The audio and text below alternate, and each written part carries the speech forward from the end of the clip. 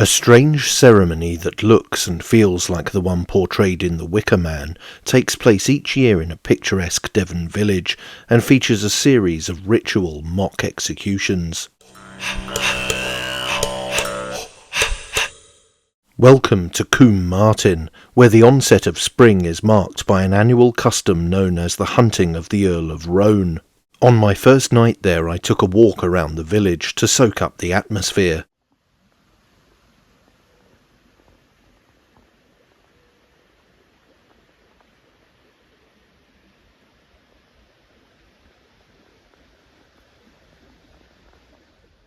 Hello, so I'm in the picturesque village of Combe in Devon, home to a very strange ritual which I will go into later, but it's sort of dusk now and the place is very quiet and it's a very picturesque, beautiful village, but at this time of night with no one around and not much going on, it takes on a very Wicker Man-esque vibe.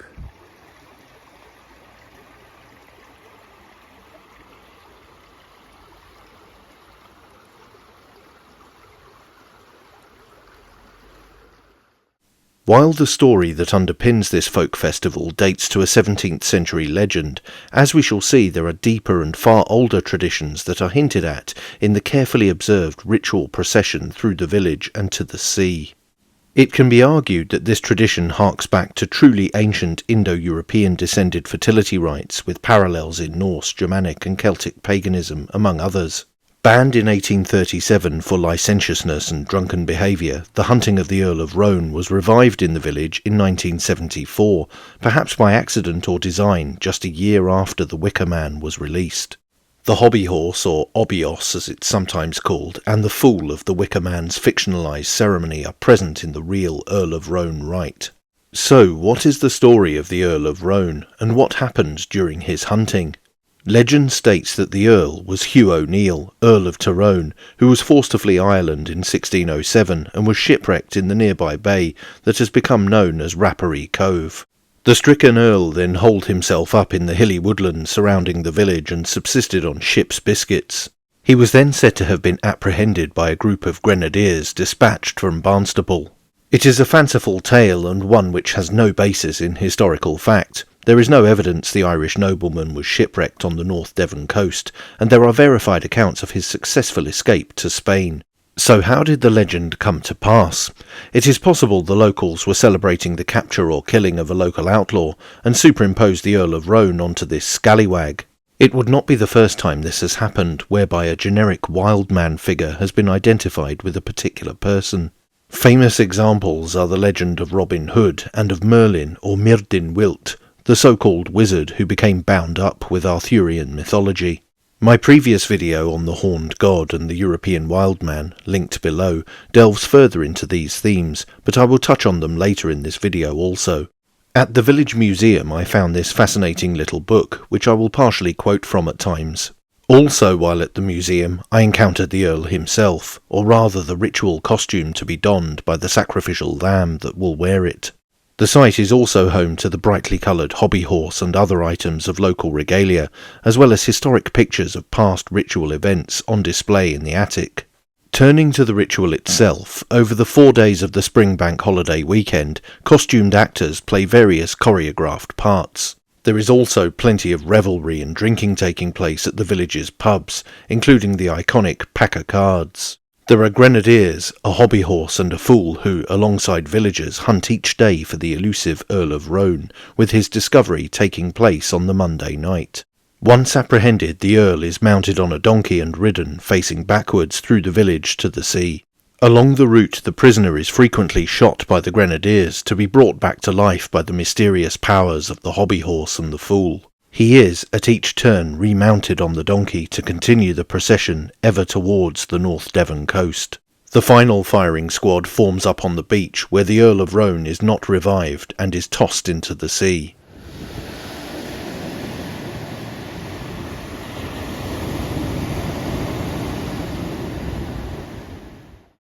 I myself took an icy plunge into the choppy waters of the sea at Combe on a drizzly and cloudy day, in homage to the unfortunate Earl of Rone.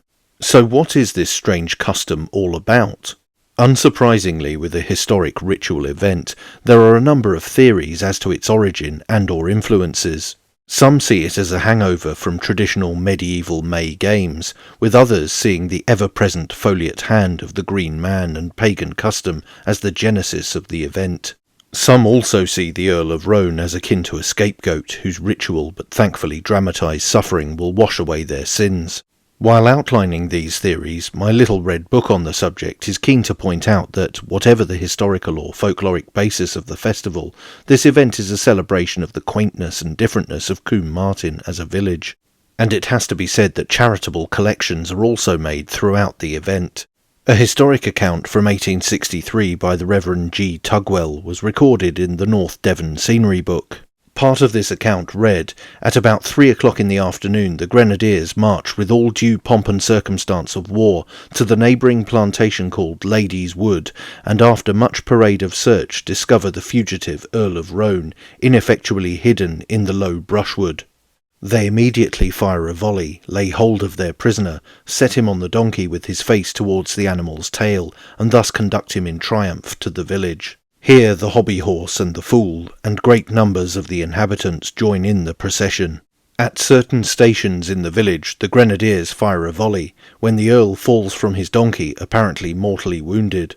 Hereupon there is great exultation on the part of the soldiers, and excessive lamentation on the part of the hobby horse and the fool. After great exertion the latter invariably succeeds in healing the Earl of his wounds, and then the procession reforms and marches onward once more.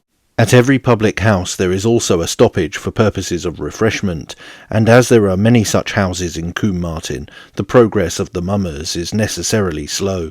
Moreover, there are further innumerable delays, caused by the perpetual efforts of the performers to levy additional contributions from the visitors who throng the street. As a general rule, small sums are given readily, for in case of refusal the fool dips the besom which he carries in the nearest gutter, and plentifully besprinkles the rash recusant. And should not this hint be promptly taken, the hobby horse proceeds to lay hold of the victim's clothes with his mapper, and this detains his prisoner till the required blackmail is forthcoming. About nightfall the procession reaches the sea. And that's where the account ends. It is possible the ritual execution suffered by the Earl of Rone character is a dramatic rendering of the ancient concept of the threefold death. This fate is suffered by heroes and gods according to reconstructed Proto-Indo-European mythology, and is seen in the traditions of descended peoples from Greek, Indic, Celtic and Germanic cultures. An example that is relatively well known comes from the Norse tradition. Odin sacrifices himself to himself by hanging on the world tree Yggdrasil to gain knowledge of the runes. Another possible precursor of the Earl of Rome procession could lie in the rituals associated with the Germanic goddess Nerthus. According to the Roman historian Tacitus, Nerthus was the mother goddess of the Langobardi, or Lombards, a Germanic tribe who inhabited what is now northern Italy. The goddess was said to have dwelt in a sacred grove on an island in a lake. On this island was a sacred chariot, a clear reference to reconstructed Proto-Indo-European beliefs. The chariot could only be touched by an initiate priest of the goddess, and it was surrounded by a fabric structure or curtain. On special occasions Nerthus would appear behind it, and would be led through the settlement pulled by cows and on show so that people could see her. Wars and conflicts were forbidden during this procession, and a time of great celebration would ensue. When the carnival-like event was over, the chariot and cows, and most likely the goddess herself, were washed by slaves in the sacred lake. Tacitus refers to the fate of the slaves by calling the lake a place of mysterious terror, as they were drowned following the ritual cleansing. Tacitus says the Langobardi are distinguished from neighbouring tribes by a common worship of Nerthus, that is, Mother Earth, and believes that she intervenes in human affairs and rides through their peoples. His account continues, there is a sacred grove on an island in the ocean, in which there is a consecrated chariot draped with cloth that the priest alone may touch. He perceives the presence of the goddess in the innermost shrine, and with great reverence escorts her in her chariot, which is drawn by female cattle. There are days of rejoicing then, and the countryside celebrates the festival, wherever she designs to visit and accept hospitality. No one goes to war, no one takes up arms, all objects of iron are locked away, then and only then do they experience peace and quiet, only then do they prize them, until the goddess has had her fill of human society, and the priest brings her back to her temple. Afterwards the chariot, the cloth, and, if one may believe it, the deity herself are washed in a hidden lake. The slaves who perform this office are immediately swallowed up in the same lake. Hence arises dread of the mysterious and piety which keeps them ignorant of what only those about to perish may see. There is a Norse connection here too, in the form of the Vanir god Njordur, who shares the root of his name with Nerthus. Effectively, the name means earth. According to mythology, Njordur's incestuous relationship with his sister led to the birth of Freyr and Freya. Freya was associated with sexuality and promiscuousness in the context of a fertility goddess. Her brother, Freyr, was also a fertility deity, often depicted with an enormous phallus. As the boar-riding Yngwi, or lord, he was also said to have been the ancestor of the kings of Sweden, whereby the Yngling dynasty was formed.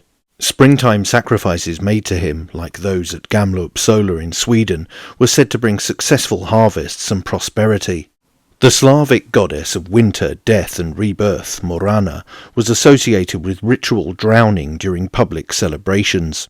In many Slavic societies, Morana was worshipped through ceremonies that marked the changing seasons, particularly the transition from winter to spring. These rituals often involved symbolic acts such as burning effigies, which were then thrown into lakes, or the effigies were simply thrown into lakes without the prior burning, depending on different practices in different Slavic societies. The custom was said to represent the defeat of winter and the triumph of spring, and offerings of food, drink and flowers were also made at the same time. Returning to that little book I bought in Combe offers an association with the Green Man, and by extension the Wild Man of the Woods, or Woodwoes.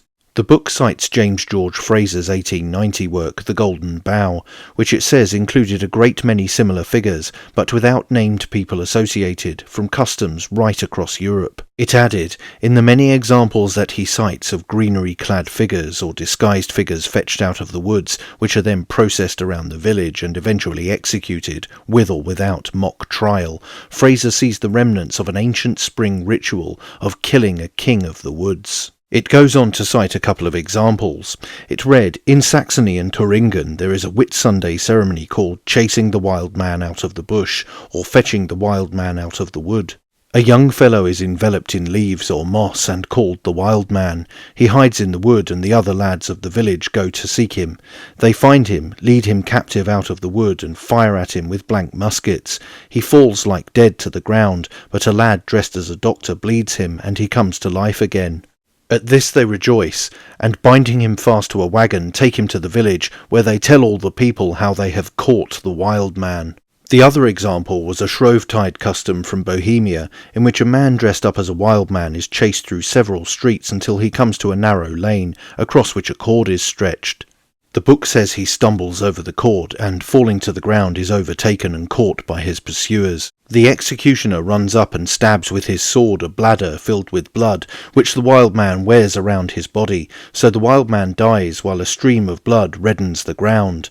Next day a straw man made up to look like the wild man is placed on a litter, and accompanied by a great crowd is taken to a pool, into which it is thrown by the executioner. The ceremony is called burying the carnival.